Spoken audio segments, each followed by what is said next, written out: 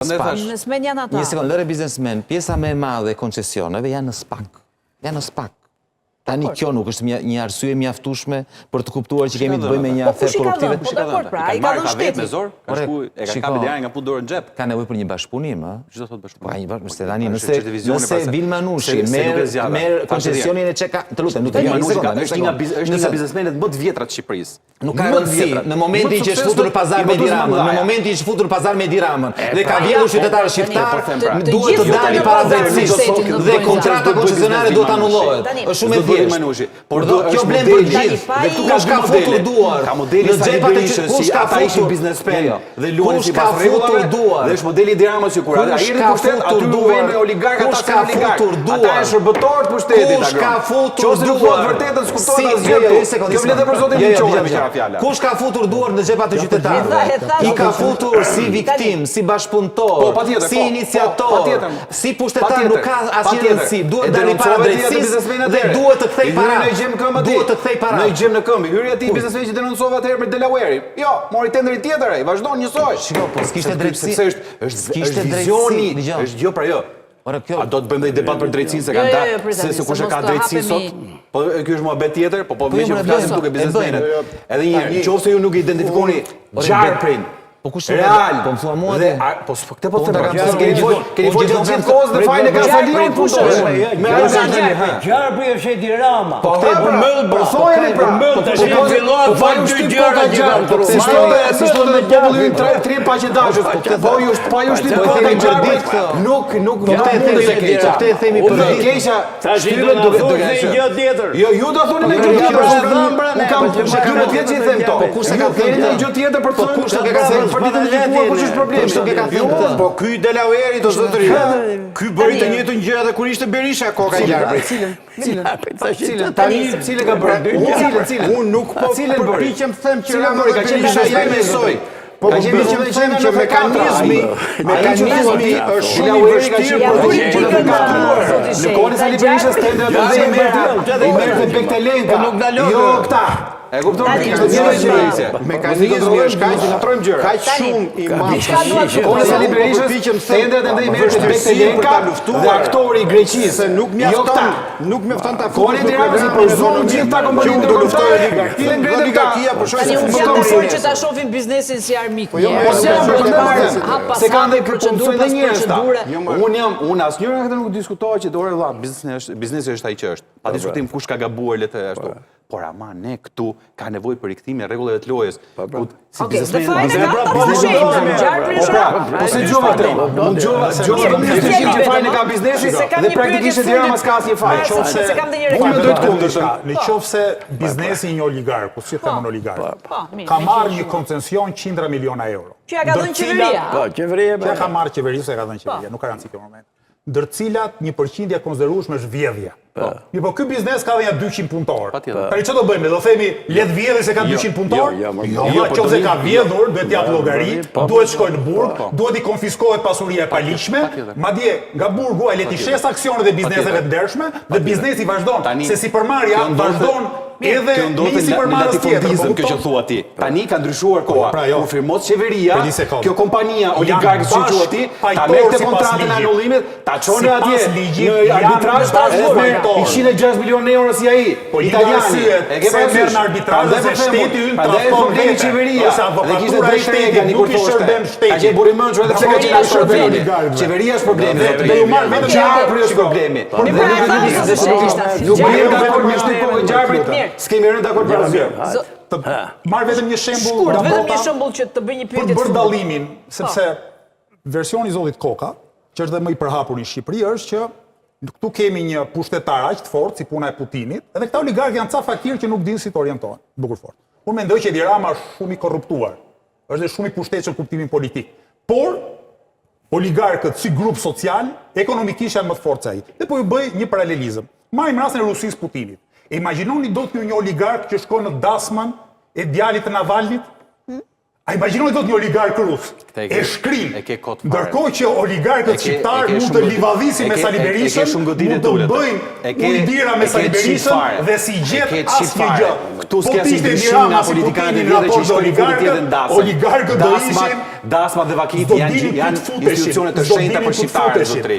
Edhe pse cmarët nuk kanë shumë nga që janë internacionalistë, s'kanë se vlere, po dasmat dhe vdekjet nuk futet njeriu. Pra nuk duhet parë kjo. Dhe vdekjet vjen gjithfushë, dasëm shkon në ftesë. Qose kene diskutim për mënyrë si qeverisë ai flasim. Po futet ke dasmat kjo është çip shok, dhe miqësisht ta këshillojmë mos ta bësh. Kemi një palë reklamat të fundit. 2 lekë fare. Një pyetje kam, zoti Shej, meqense Kanë pas interesat basha kulturore. Ka qenë 2 lekë fare, më beso mua. Një sekond, Shehaj, një pyetje kam, e përmendi dhe Bledi pak më parë, kam dhe unë pyetje këtë, dhe nëse regjia mund të më ndihmoj pak vetëm me një slide të barometrit që ju kam çuar. Se edhe ju vetë thatë që kam një keqardhje që nuk u bëm gjitha bashkë, se do kishte qenë më mirë të bëheshim bashkë. Tani po të shihni të dhënat e fundit të barometrit, pra matjen e votës politike, për cilën parti do votonin shqiptarët deri më sot, po t'i marrim, t'i mbledhin bashkë gjithë partitë e vogla apo partitë e reja, do shkonin në një 11%, le të themi. Tani, a mendoni që i vazhdoni të jeni të bindur që s'keni bërë zgjedhjen e dur ose mund të ndëshkoheni me votë në politik, mund bëj batutën e fundit dhe e mbylla. Vetëm një lider politik i opozitës që një konsumator në asaj tabele. Lider i opozitës. Njëri ta bëj analizën matematikore të asaj. Gjithë tjerë, edhe më i thjeshtë i mundshëm, edhe ai me 5 klasë shkollë e kupton fare mirë se çana thot ai sondazh. Po pra që duhet ishim bashkë të pak, se do kishin maksimizuar votat. Pikërisht pra. Njerë, ajo sondazh dhe sondazhet falimentun dhe në Amerikë, jo më në Shqipëri. Se me gjengë nuk fitohet të Trump. Të do të shofim, të ne s'ka falimentuar da. Një para punës. E dyta, të gjithë të partitë e vogla, për efekt fuqatës, kanë një marsh ngritje, cipër. Pse, të shi fillojnë fuqatën ne, të shi dalin kandidatët, fuqata është kapilare. Se nuk është fuqata që me gjurmë që mediatike, se këto kanë bloku gjithë ditë në televizion, vetëm këto ke. Ati hap mjes, gjenë Edi Ramën, shkom drejkë është Berisha, kështu që kjo punë. Pra ndaj duket edhe ajo profili. Kur të marrojnë zgjedhjet, do të shifni që të gjithë këto grupet bashkë. Të njëjtën gjë ke thënë dhe në 2021 ishim për sondazhin. Po ndrove bindje pastaj. Jo më ndrove bindje hiç fare. Sondazhi kok më kok do. Do të jetë. Biles unë po të them, ky sondazhi kështu. Nëse ju që thoni grupi madhe PD-ja me gjitha aleatët është aty brenda. Jo, nuk është bërë. Jo, matja tjetër do t'i ketë da aleatët. Kjo është pa aleatët për momentin. Në matjen tjetër, po prandaj mora vetëm partitë e reja, pra Shqipëria bëhet, mundësia, lëvizja bashkë, Partia e Lirisë dhe të tjerët, pra nëse do ishit bërë bashkë, shkonit një 11%. Po, shkojmë edhe më tepër do shkojmë, kur të mbaroj kjo punë. Po, e zemë rasim për para. Ta që kur të mbarojnë zgjedhjet e bëjmë prapa të analizë dhe kam frikë që nuk do jetë kështu si thonë ju. Po e zemë sigurisht 11%. E thotë këtë shifrën fatale. Atje, kuptoti. Po pse është pak tjetë një 11% që me ndonë ndryshe. është fatkejsi për një kombo. Po t'ishit bashkë do kishit provuar. Po si do kishim, po mund provodhona si gjë, se ma të qifrë që ka PD-ja atje 27, edhe me 11 nuk bëhet fitore. Po këtë e keni mendu ndë i herë ju? Se thoni e keni ju fajnë, se jeni të vejlit. Po ti që je i madhe që je aty ke 27, që faj keti? Ti s'ke faj farë.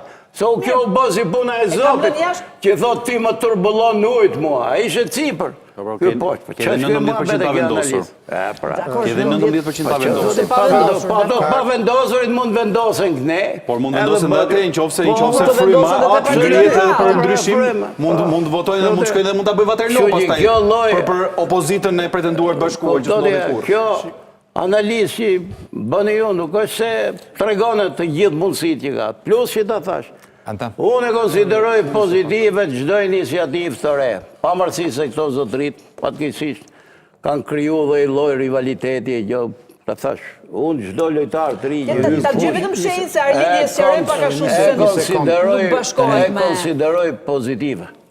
konsideroj pozitive.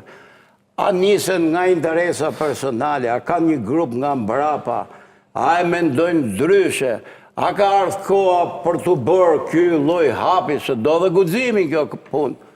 Atje do dhe i vetë sakrifikim. Ne mund të marrim shumë deputet, po mund të marrim asnjëherë.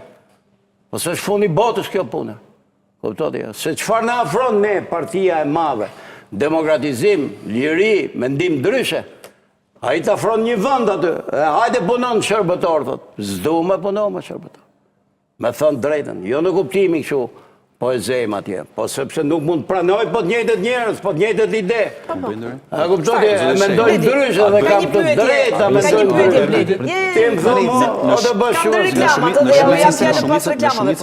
Në shumicën e mandateve që ju keni marrë deputet, keni dalë nga Partia Demokratike. Ora, unë kam dalë me sigla e LGK-s, mëse 50 herë këtë punë thotë shumicën e mandate. Unë kam dalë dhe jashtë Partisë Demokratike.